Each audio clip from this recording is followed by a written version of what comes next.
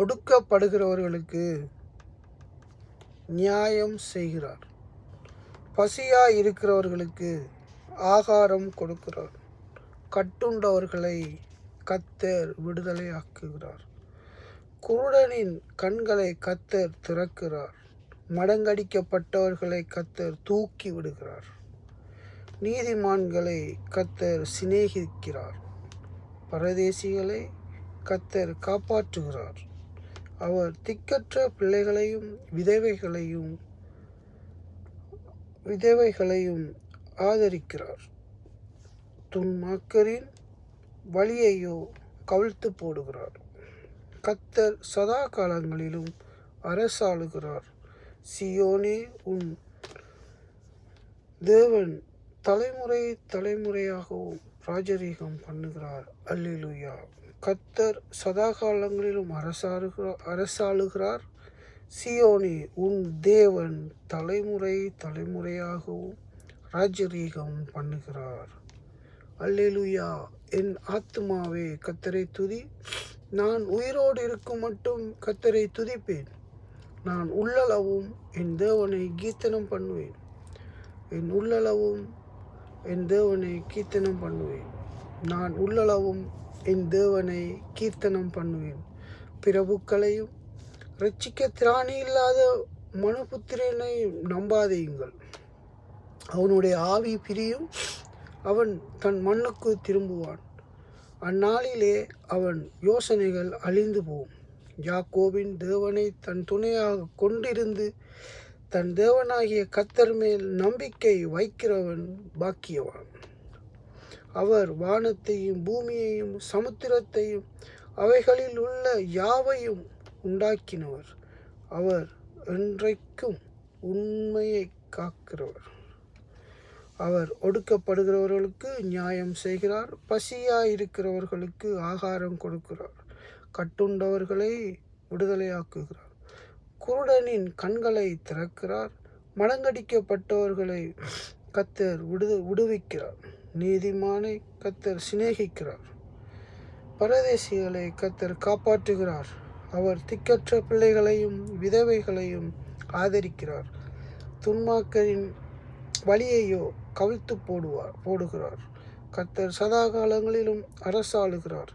சீயோனே, உன் தேவன் தலைமுறை தலைமுறையாகவும் ராஜரீகம் பண்ணுகிறார். அல்லேலூயா. இது சங்கீதம் 146 அதிகாரம்.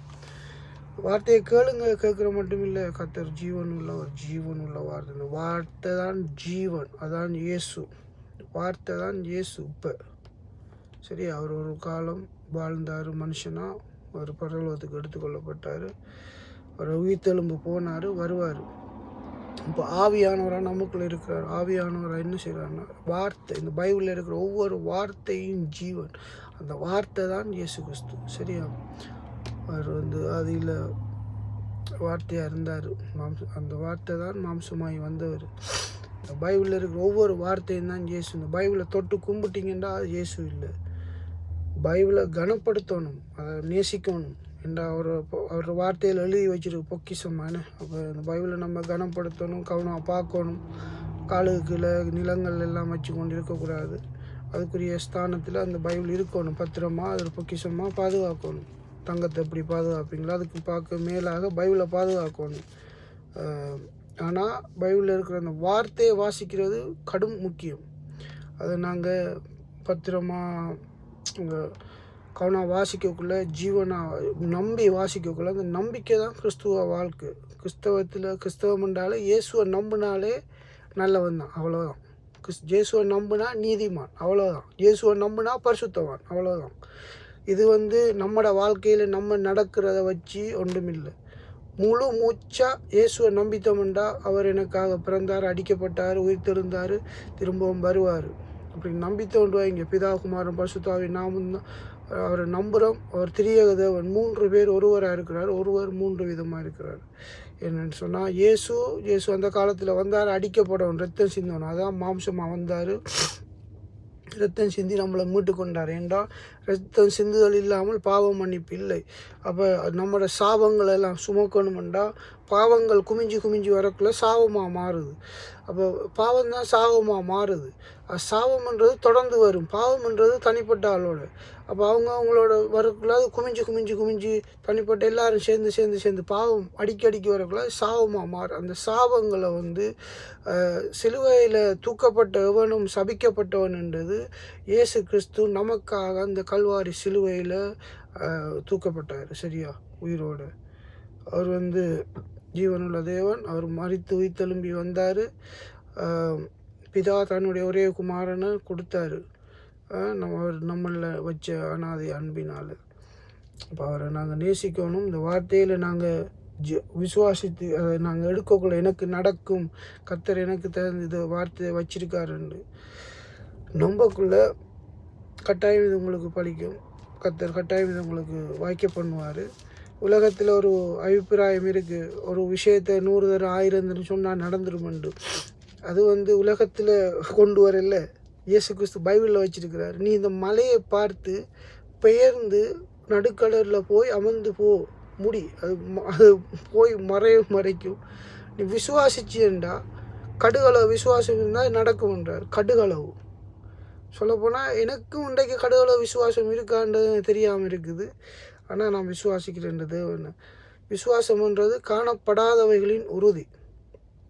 இப்போ நம்ம உண்ட காணல, அது நடக்கும். ஆனால் நம்ம அது வந்து காணப்படாதுன்ற உறுதி தான் விசுவாசம். அது இயேசுவில் வைக்கக்குள்ளே அவர் இல்லாதவைகளை உண்டு பண்ணுகிற தேவன். இந்த உலகத்தில் இல்லாத ஒரு மரத்தை கூட அவரால் உருவாக்க முடியும். அவ்வளவுக்கு வல்லமையுள்ள சர்வ வல்லமையுள்ளது. நட்சத்திரங்கள் எல்லாம் பேர் சொல்லி அழைக்கிறார். நம்மளை போல் எத்தனை நட்சத்திரம் இருக்குன்னு நமக்கு தெரியாது. அழகான காலை வேளை, கர்த்தருக்கு ஸ்தோத்திரம். சூரியன் உதிக்குது. கர்த்தர் நல்லவர்.